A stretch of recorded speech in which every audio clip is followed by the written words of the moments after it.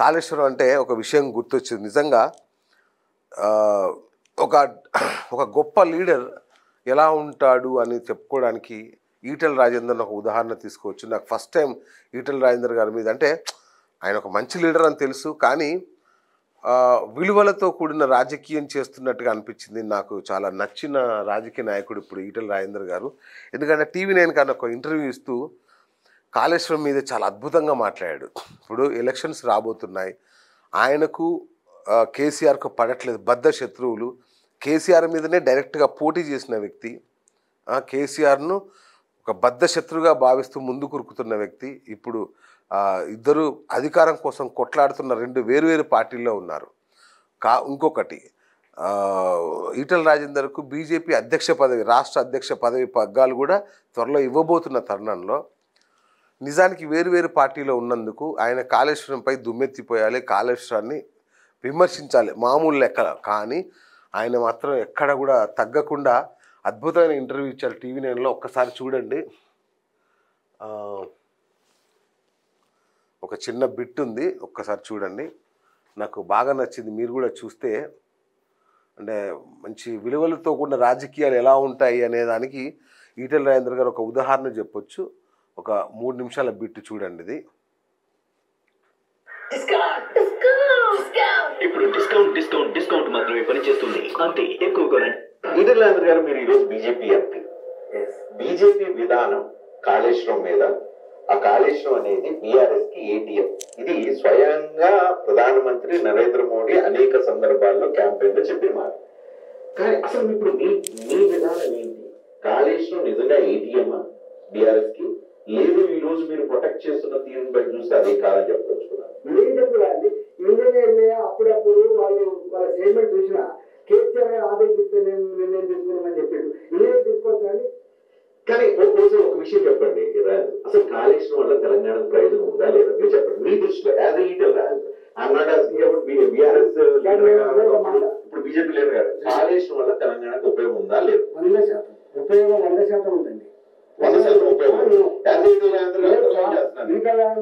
చెప్తున్న మాట, నా SRSP, నా ఉత్తర తెలంగాణ ప్రాణ ప్రధాని ఏదైతుందో నా సెకండ్ విడతకు నీళ్ళు ఇవ్వలేకపోయింది. నా SRSP ఇలా ఫేజ్ 1లో కూడా బాయిల్ లేకుండా, బోర్డు లేకుండా నా పంటలు పండలేదు. ఇలా SRSPలో 14,40,000 ఎకరాలు 100% ఎక్కడ కూడా బాయిల్ లేకుండా, బోర్డు లేకుండా, కొత్తగా మళ్ళీ పురుగు తీయకుండా చివరి ఆయకట్టుకుని నీళ్ళు అందించింది. గుర్తుపెట్టుకోండి. ఇలా మిడిమాలి కట్టిన తర్వాత ఆనాడు మాకు ఒకటే రిజర్వాయర్ LND మాత్రమే 24 TMC మాత్రమే ఉండే. కానీ ఇంకొక 25 TMC నీళ్ళు నిర్మాణం వచ్చిన తర్వాత నా SRSP ఆయకట్టు మొత్తం నీళ్లకు గ్యారంటీ ఏర్పడింది. ఈవెన్ దాని రీడిజైనింగ్ పేరిట ఇవాళ నిర్మాణం నుంచి అవసరమైతే రివర్స్ పంపింగ్ ఏదైతే పెట్టామో, రివర్స్ పంపింగ్ ద్వారా నిజామాబాద్ లో ఉన్నటువంటి లిఫ్ట్ ఇరిగేషన్ కానీ, నిజామాబాద్ నుంచి కరీంనగర్కి వచ్చేటువంటి కూడా గ్యారంటీ ఏర్పడింది. అంతేకాదు, మీరు గుర్తుపెట్టుకోండి, ఇవాళ నేను రికార్డు చెప్తా ఉన్నా, కొన్ని మర్చిపోయి అవి నా వాగుల పార్టీ, నా వాగు మొత్తం ఆ SRSP ఆయకట్టు కింద, లేదా ఇలా ప్రాణహిత చేవెళ్ళ, లేదా మేడిగడ్డ చేవెళ్ళ ప్రాజెక్టు కింద ఉన్నటువంటి అన్ని వాగులు, అన్ని వంకలు పొంగిపోయినాయి. ఇవాళ కొన్ని వందల చెడ్డాలు కట్టబడ్డాయి. ఇవాళ ఎకనామికల్ బ్యాలెన్స్ కాపాడబడ్డది. ఇవాళ మొత్తం గ్రౌండ్ వాటర్ కూడా ఛార్జ్ అయింది. బావుల్లో నీళ్ళు వచ్చినాయి, బోర్లో నీళ్ళు వచ్చినాయి, అన్నిటికీ మిగిలి ఇవాళ అన్ని చెర్లల్లో ఎండాకాలంలో కూడా మొత్తం పోసిన సందర్భం మీరు మర్చిపోవద్దు, గుర్తుపెట్టుకోండి. తెలంగాణ వచ్చిన తర్వాత ఈవెన్ మహబూబ్నగర్ లాంటి ప్రాంతాల్లో కూడా ఆనాడు పూర్తి చేయబడి ఇవాళ ఎండాకాలంలో మొత్తం దూకినటువంటి విషయం మర్చిపోకండి. ఇవాళ వీళ్ళు అంటున్నారు ఏదో ఇప్పుడు కూడా పంటలు పండే కదా, ఇవి కాదు. ఇవాళ సాక్ష్యం నేను 14 ఏళ్ళుగా 15 ఏళ్ళుగా హైదరాబాద్ ఎమ్మెల్యే ఉన్నాను. నేను 20 ఏళ్ళుగా హైదరాబాద్ లో నా ఎజెండా ఏముందో తెలుసా అండి, ఆ కాలువ పండి తిరుక్కుంటా నీళ్లు రావట్లేదు కదా, చివరి ఆయకట్టుకు తప్పకుండా నీళ్ళు ఇస్తామని చెప్పేదే మా ఎజెండా ఉండే, గుర్తుపెట్టుకోండి. వరంగల్కి నీళ్ళు రాలేదండి. ఇలా సో నిజంగా ఒక ప్రతిపక్ష నేత, ఒక ప్రతిపక్ష పార్టీకి అధినేత కాబోతున్న, రాష్ట్రానికి అధినేత కాబోతున్న ఈటెల రాజేందర్ గారు ఎక్కడ కూడా విలువలను రాజీ పడకుండా ధైర్యంగా తనకు శత్రువు అయినా సరే మెచ్చుకోవాలన్న ఆయన తీరుని నిజంగా హ్యాట్స్ ఆఫ్ ఈటెల రాజేందర్ గారు. అద్భుతం మీరు. సో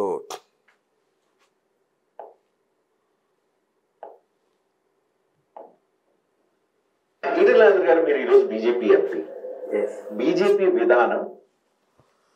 సో చూశారు కదా ఈటెల రాజేందర్ గారిది. ఎందుకంటే నాకు బాగా నచ్చింది, మీకు కూడా షేర్ అంటే ఊరికే రాజకీయ విమర్శలు రాజకీయాల ద్వారా అంత వరప్రదాయం లాంటి కాళేశ్వరం అనేది, కాళేశ్వరం ప్రాజెక్టు నిజంగా ఎంత గొప్ప ప్రాజెక్ట్ అంటే, మీరు కాళేశ్వరం నది పొడవునా సరే నీళ్లు వాటి పంటలు అవి కూడా పక్కన పెట్టండి, అవన్నీ అందరికి తెలిసినవే.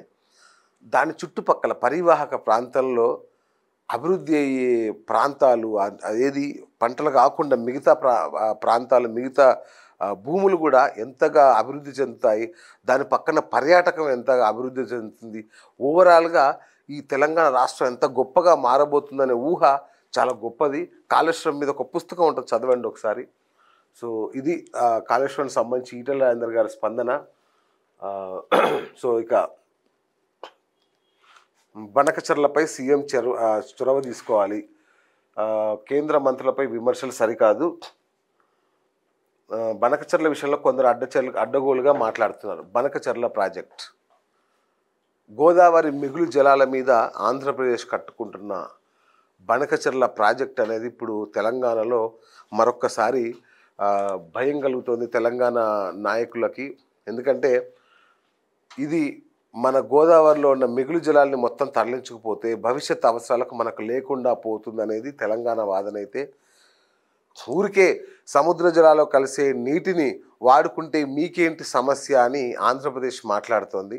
కానీ మిగులు జలాల పేరుతో నాగార్జున సాగర్ దగ్గర నుంచి ఎక్కువ మొత్తంలో నీళ్లను తరలించిపోయే కుట్ర దీని వెనక ఉంది అనేది తెలంగాణ వాదన. మరి దీనికి ఎలాంటి అనుమతులు లేకుండా, అంటే అవార్డు ఉంటుంది కదా, 2 రాష్ట్రాల వాటాలు ఎంతెంత వాడుకోవాలనే అవార్డు వాటాను పక్కన పెట్టి ఎలాంటి అనుమతులు లేకుండా కేంద్రంలో తనకున్న పలుకుబడిని ఉపయోగించుకుని చంద్రబాబు నాయుడు గారు ఇదంతా చేస్తున్నారు. 200 టీఎంసీల పేరుతో 400 టీఎంసీల నీళ్లను తరలించుకుపోయే దోపిడీకి కుట్రకు ఆయన ప్రయత్నం చేస్తున్నారు, మొదలుపెట్టారనేది బీఆర్ఎస్ వాదన. అట్లాగే రాష్ట్ర ప్రభుత్వం కూడా స్పందిస్తోంది. అయితే రాష్ట్ర ప్రభుత్వం స్పందన పెద్దగా లేదు. ఏదో కేంద్రానికి లేఖలు రాయడం, వాటికి లేఖలు రాయడం తప్ప పెద్దగా దాని గురించి మాట్లాడుతున్న పద్ధతి లేదు. మరి దీని మీద ఇంకా ప్రభుత్వానికి ఒక అవగాహన రావాలా, లేదంటే దీనివల్ల పెద్ద నష్టం లేదనుకుంటున్నారా, లేదంటే వీళ్ళిద్దరు కలిసి అంటే చంద్రబాబు నాయుడు గారు తన పాత మిత్రుడు రేవంత్ కలిసి ఇది చేస్తున్నారా అనేది జనంలో ఉన్న, ముఖ్యంగా ప్రతిపక్షాల్లో ఉన్న అనుమానం.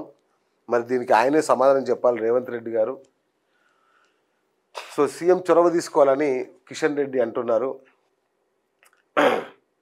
కేంద్ర జలశక్తి మంత్రి ద్వారా ఏపీ సీఎంతో మాట్లాడి సమస్యను పరిష్కరించాలని సూచిస్తున్నారు. సో బీజేపీ కూడా మాట్లాడుతోంది బీజేపీ మీద.